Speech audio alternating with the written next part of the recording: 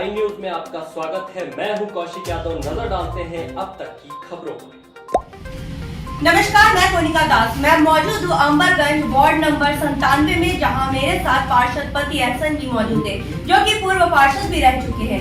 मैं उनसे जानना चाहूंगी कि वो अपने वार्ड में किस किस रणनीति के साथ इस बार चुनावी मैदान में उतर रहे हैं और क्या क्या उन्होंने इस वार्ड के लिए विकास कार्यों को अंजाम दिए हैं। आपका हमारे चैनल में स्वागत है।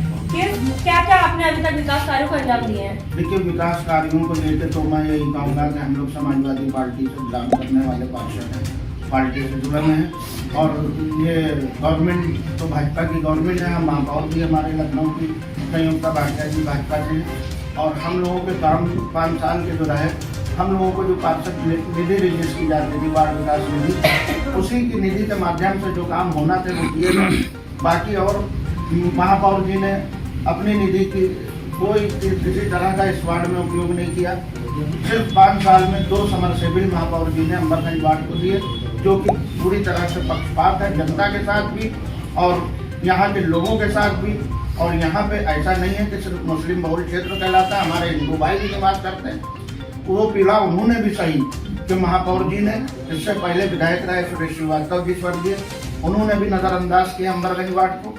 इसका बड़ा दुख है और हमारे द्वारा जो पार्षद निधि से काम होना थे वो वार्ड में, क्योंकि 20 साल पुराना कुछ एरिया मेरे वार्ड में जुड़ा था जहाँ पर विकास नाम की कोई चीज़ नहीं हुई। गढ़े पीर खां वार्ड के कुछ हिस्से थे, जैसे मोमिन नगर, अंसार नगर, गुलाब नगर, हरि सिंह पारम, जड़ेन दला, ये अभी 2017 में मेरे वार्ड में सम्मिलित किए गए और यहाँ पे 20 वर्षों से कोई काम नहीं हुआ था, जिनको लेके मेरे दिमाग में बड़ी उथल पथल थी कि 20 वर्षों के कामों को 5 साल में कैसे अंजाम दिया जाएगा। बहरहाल जितना काम हो सकता था किया गया।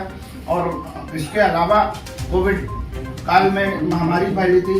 कोविड में 2021 से अब तक मैंने 36 बार कोरोना वैक्सीन का ट्रायल लगवाया। उज्ज्वला योजना से 5 से 7 हज़ार सिलेंडर पूरे लखनऊ के लगभग लोगों को बांटे हैं। जिसने जो फार्म दिया उसको पहुँचाया गया। बाकी अवेलेबल रहते हैं, जनता के लिए समर्पित है। अभी तक आपका चुनावी सफर कब से शुरू हुआ है और इस चुनावी सफर में क्या क्या आपको परेशानियों का सामना करना पड़ा? देखिए, चुनावी सफर तो अभी हमने शुरू नहीं किया है। ये 2022 का जो नगर निकाय चुनाव है, क्योंकि अभी आवेदन भी हमने नई पार्टी में किया है और आवेदन अब चालू हुए, तो चुनावी सफर की अभी मेरी शुरुआत नहीं हुई। अभी पार्षदी कार्यकाल की मेरी समय सीमा चली है।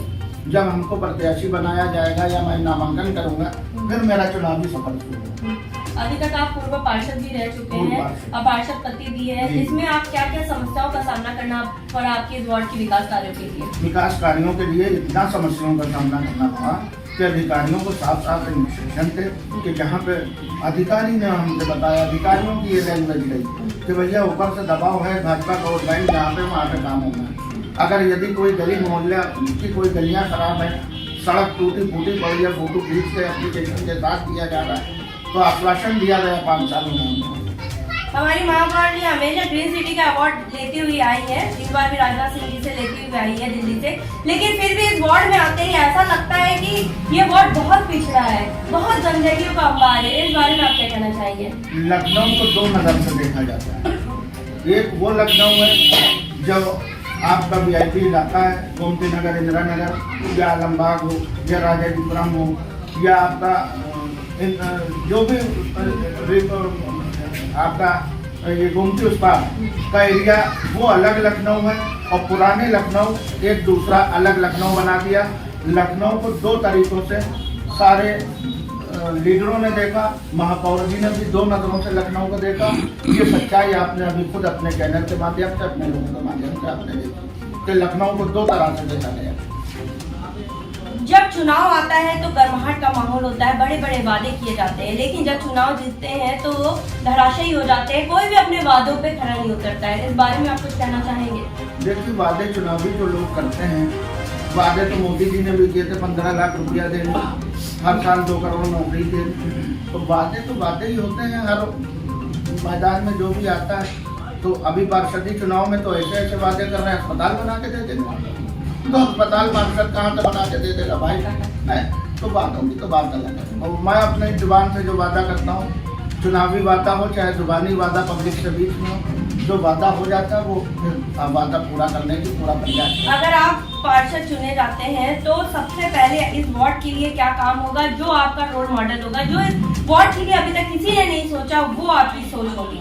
देखिए, रोल मॉडल तो मेरा यही है। सबसे पहला काम ये है बेसिकली कि जो वार्ड में टूटी फूटी सड़कें हैं, जो नालियाँ टूटी फूटी पड़ी हैं, जो लोग निकल बैठने में दिक्कत है, उनको किसी तरह से संवारा जाए।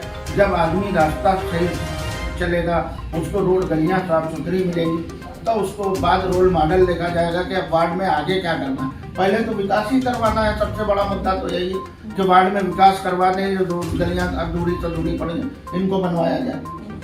स्वच्छ भारत मिशन में आपकी क्या राय है? स्वच्छ भारत मिशन योजना जो चल रही है ठीक है, उसको भारत में लागू की गई है, उसके लिए वेलकम, स्वागत है उसका। हमारे चैनल के माध्यम से आप जनता से कुछ कहना चाहेंगे? जनता से एक अपील है हमारी ये कि देखिए, चुनावी समय है और चुनावी समय में एक शेर के साथ मैं अपनी बात करता हूँ।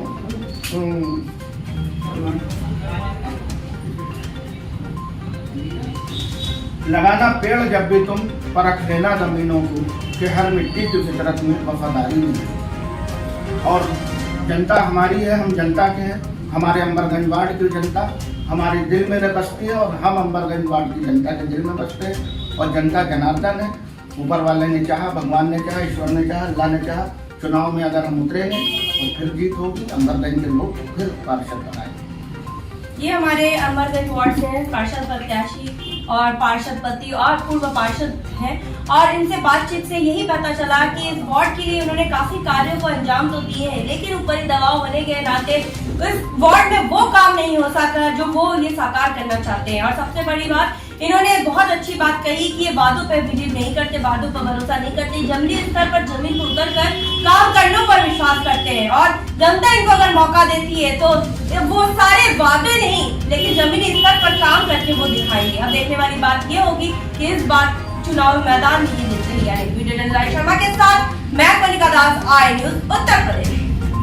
खबरों का सिलसिला यूं ही जारी रहेगा। आप बने रहिए आई न्यूज के साथ, हर खबर पर पहली नजर।